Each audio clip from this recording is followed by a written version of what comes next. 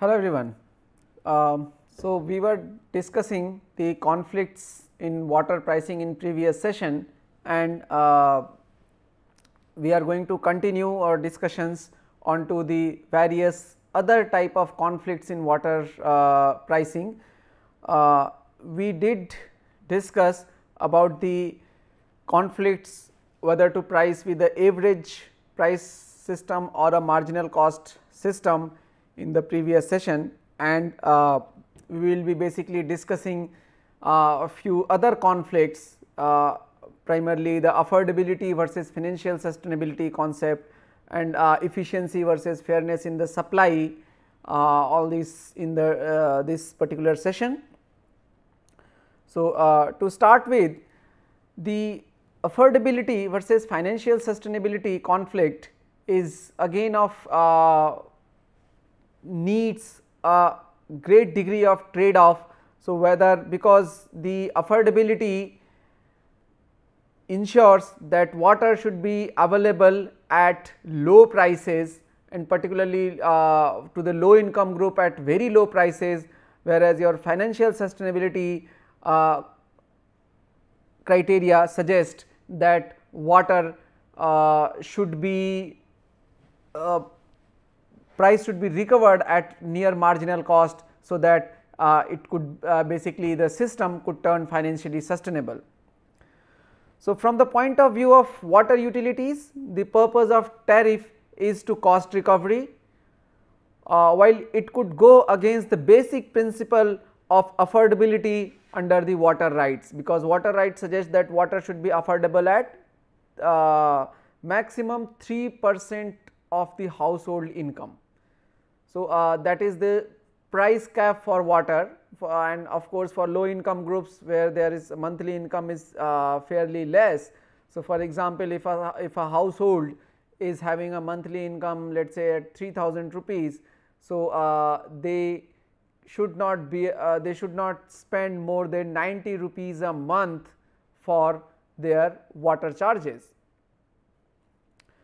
Now, at 90 rupees the water services may not be financially sustainable, because if it is a family of 5 or 6 people, so their demand of water, if you say even 100 liters per capita demand, so 100 liters per capita per day demand is going to for 5 people family is going to make 500 liters per day, and that way 15 kiloliters a month. So, 15 kiloliters water supplied at 90 rupees maximum charge may not be sustainable, and 300 rupees we are 3000 rupees we have considered for a family. Many families even the monthly income is not to that much, so they can not even spend that 90 rupees.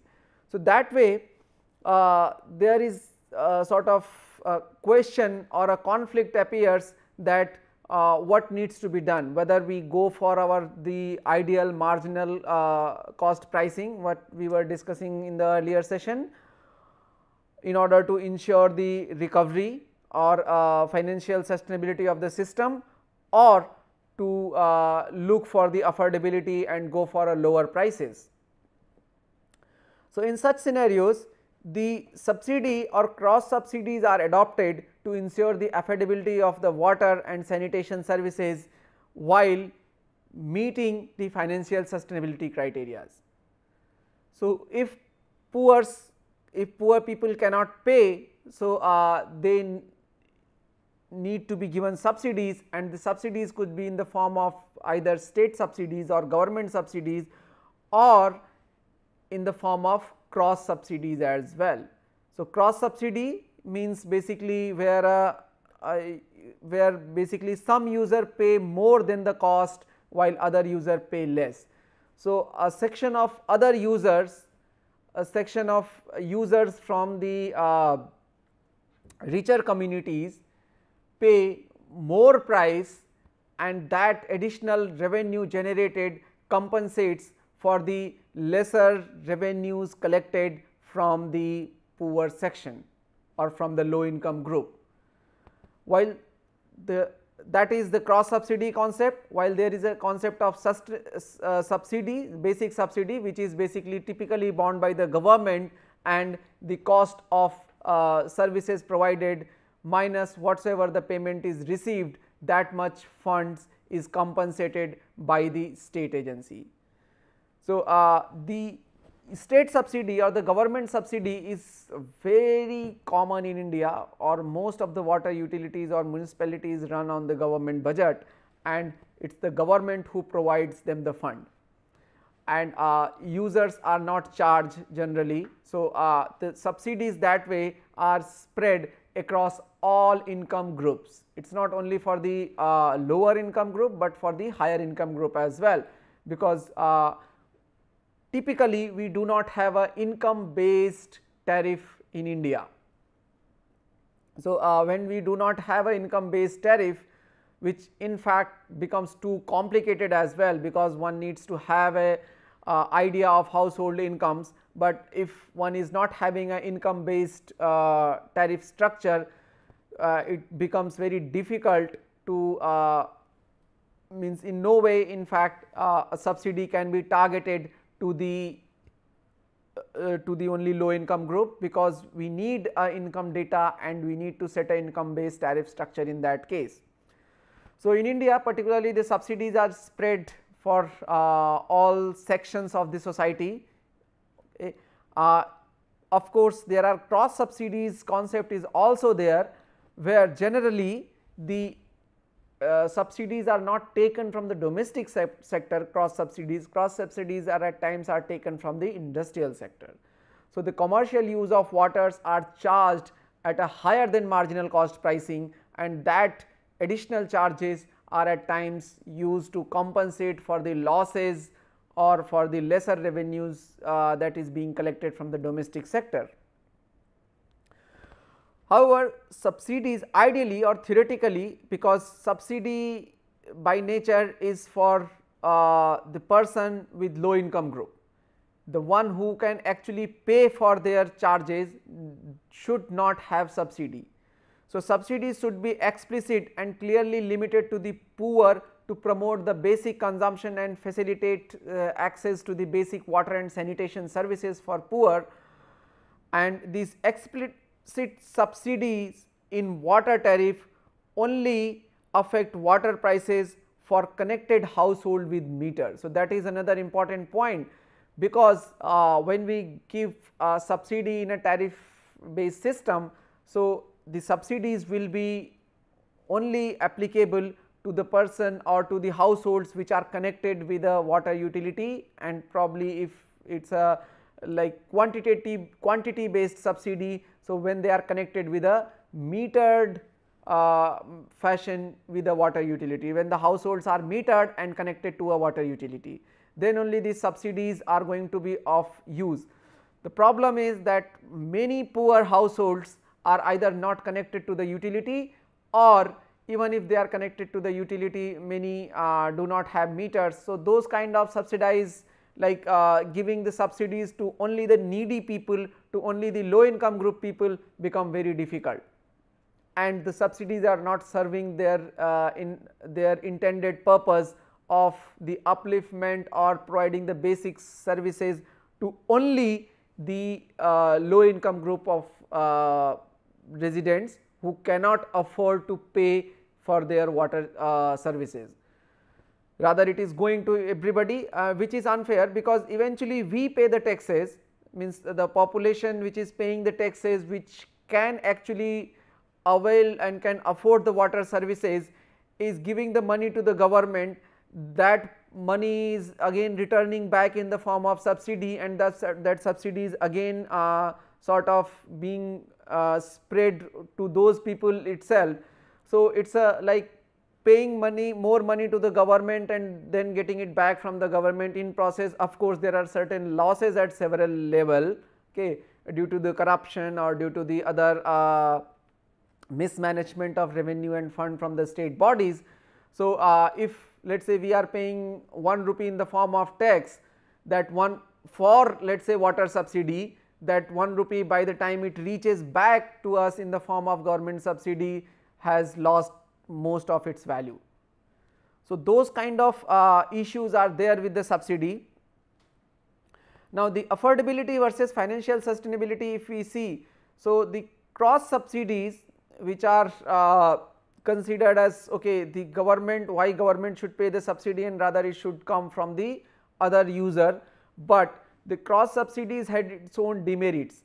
The cross subsidies are often predicted on the grounds of progressive tariff favor water conservation and are therefore intrinsically good. However, if the base tariff reflects the economic cost of providing the services, higher or lower tariffs are likely to result in welfare losses. So, if the base tariff itself is near the marginal cost, probably then there is no point of cross subsidy, because if users are being charged on higher than the base tariff, so then it's loss on their social welfares. Furthermore, when a high percentage of users are not charged at all, which is a common case in India, okay, either by the explicit subsidies or by the de facto utilities decision not to bill, okay, or in terms of losses or theft or other unaccounted consumptions. Okay.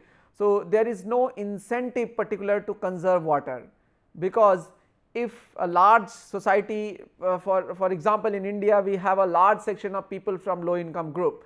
Now, if we try to sort of cross subsidize their water consumption, charging from the higher income group, so the problem is, because the need of subsidies at a much greater scale, there are people from the low income group are very high in number. So, the amount required would be very high. Moreover, when those sections get water at a subsidized rate or at a near free and they are not charged, then there is no incentive for conservation of water. If those low income group people are not charged or are being provided water for free, so then they will not think of conserving water. So, that way making the water, in order to make the water affordable, making the water free is very dangerous, because it will go against the basic policy of demand management for the sustainable environment, because we need to manage our demands in order to achieve environmental sustainability. Okay, financially, let us say the higher income group is paying for you or government is paying for you, but what about the environmental sustainability, what about the concept of equity, concept of social sustainability. So, if there is no incentive for conserving water, and if the society is not thinking about conserving water because of the free water or very low priced water, so then the idea itself of pricing goes on to the wane and water is as good as available free, and then the motive to conserve water is gone off. So, in such cases it becomes very important to at least put some tariff onto the basic uses as well. Like in example Delhi, you have 20 kiloliters of water consumption for a family free for 1 month. The problem is that there is no restriction of connection. So, one large building can have, let us say 4 or 5 connections. So, if you are having 4 or 5 connections in a house, you are getting as good as let us say 80 or 100 kiloliters of water free for a month. Or for a family with size of let us say 2 person, okay, 2 or 3 people family size, 20 kiloliter water is a very high. And if that much water is available free, there is absolutely no motive of conserving water, because why one would conserve water if a person of for a family of 2, if you see how much 20 kiloliter water entitles them. Okay. So, that means 10 kiloliters per person, okay, in a month. Okay. Now, 10 kiloliters means 10,000 liters in a 30 days. So, that means 333 LPCD. Now, this is a huge water. because generally our CPHO manual and all that suggests for urban supplies, even in the like in a city of Delhi, it should be around 150 LPCD, the consumption, the demand. So, it is more than double the actual demand, more than double the average demand which people are getting. So, there is absolutely no motive for conserving water. So, that is about the high class. Even for the low classes, so if they are even subsidized or getting that water for free or not paying the water, so that that motivation for water conservation goes off. Now, the cross subsidies present the utility and the regulator with two conflicting objectives: to recover the cost of providing the services, which is the financial objective of the utility, while charging less than the cost from some consumers, which is the social objective. So, that way a subsidy, either in the form of cross subsidy or even the government subsidy. The government subsidy though is again the principle of financial sustainability of the structure, because eventually then state is paying for you and not the users. In cross subsidy, what happens that although some users are paying more than the marginal cost, but the cost is being borne by the user itself. So, the amount or the revenue is being generated from the user. So, that way it is in line to the principle of your financial sustainability as well, in line to the principle of financial objective, and at the same time charging less from some other section or the poor section meets your social objective. However, again the question comes that these cross subsidies should be taken in a such way that advantage should go only to the needy people. The level of subsidized tariff should be ascertained on the basis of willingness to pay survey. The amount paid by the poor to water vendors is a good starting point, as a like if one wants to measure the willingness to pay from the lower section. So, how much the household is paying to the vendors for getting their water. So, at least that kind of money they can give when the water is supplied into their household. So, that could be a kind of starting point that for a willingness to pay survey, because it is very important. You see that even the lower income group people go buy water from the vendors. So, if they are giving 200 rupees a month for buying water to the vendors, why not they can give the 200 rupees to the water utilities for supplying water into their households. The only point is that it has to be properly evaluated, estimated, surveyed, and then set up of a scheme should be put forward with this kind of services. The subsidized tariff should cover at least all variable cost, including cost of metering, billing and collection. So, at least that much cost should be considered even in the subsidized tariff, okay, the variable cost.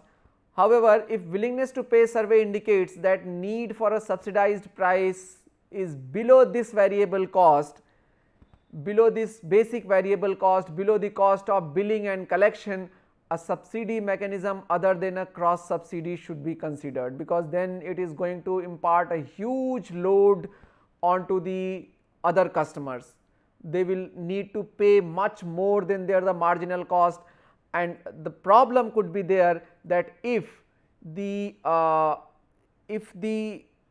higher income group society people are forced to pay too high a price for water, they can actually look for the alternate sources as well. So, the subsidy system, including the basic eligibility criteria, should be set up close cooperation between the municipal authorities and utilities, and should be easy to manage and monitor. A proper care is needed to be determining the cross subsidy prices, because at very high cross subsidies the other users who are not subsidized and who are sort of forced to pay very high prices may actually look for alternate sources, can build their own supplies and stop buying water from the utility. So, for example, let us say in a town, if in order to make the water available to a low income group at let us say around 50 rupees per month. Some other households are being charged as high as 1000 rupees per month or so. So, they might do a cost benefit analysis that okay, I am paying 1000 rupees per month for this, why should I do that, why not I do a boring and basically use the groundwater for my uses, okay. And even if I let us say purify that water with the RO and extract that pumping, so the energy cost, my pumping cost, my purification cost is all in all the way is going to be probably less than that 1000. So, why I should go for that buying water from the utility. So, in such scenarios, in such cases, actually the higher income group people may look for alternate sources, may stop buying water from the utility, and then the financial situation for the utility is going to be even worse. Its sustainability itself will be under question, because the customers who can pay well have opted out of the utility, and it needs it might be actually just focusing onto the persons who may not pay the basic minimum revenues as well. So, those kind of stuff should be taken care. Apart from this, apart from your financial sustainability and these aspects, there is a conflict which arises in terms of efficiency versus fairness in supply. Now, this is again very closely related to the affordability and financial sustainability concept, because efficiency, when we try to describe the efficiency in water allocation, the one kind of efficiency could be achieved in terms of let us say the economic efficiency as well. So, economic efficiency, financial efficiency is also a kind of efficiency. So, when we talk about the efficiency, we have to consider all, okay. And for this particular reason, because the concept of social efficiency and economic efficiency is conflicting, as we have discussed in the when we are discussing the sustainability aspects. So, that is why the sort of describing efficiency in terms of water allocation itself becomes very difficult, and one kind of efficiency may better be achieved at the expense of other. So, there might be a trade off needing between these efficiencies. So, an efficient allocation of water resources is the one that maximize the net benefit to the society using existing technologies and water supplies. So, in short run, an efficient allocation will maximize the net benefit from variable cost and result in the equalization of marginal benefits from use of the resources, across which can lead to the maximization of social welfare. So, this needs to be taken care of, that when one is going for a efficient allocation, he needs to maximize the benefit from the variable cost, and then the marginal cost, how equally can be divided, is needs to be taken care for a sole intended to the maximization of the social benefit. While in long run, the maximization of net benefit also include optimal choices of fixed input. So, what kind of input you are taking. So, for example, in let us say whether one is let us say set to design a water utility. So, whether to take water from a river or whether to take water from the aquifer, whether to go for subsurface or river water. So, what is the cost, what is going to be the social implications, what is going to be the future requirement, all these aspects need to be evaluated, and then a net benefit may need to be optimized by the evaluating all the different alternate choices. Okay, what if I go for surface water, what if I go for groundwater, or what if I go for a combination of surface water and groundwater. And if one is willing to go for a combination of surface water and groundwater, as they need to protect the groundwater requirements also or surface water requirements also. So, if they are willing to go for a combination, what is the optimum ratio or optimum quantity that can be extracted from surface water and groundwater. So, all these choices needs to be optimized in terms of financial inputs as well. So, which is going to be incur a cost, higher cost in long run and higher cost in immediate higher cost. So, that needs to be seen.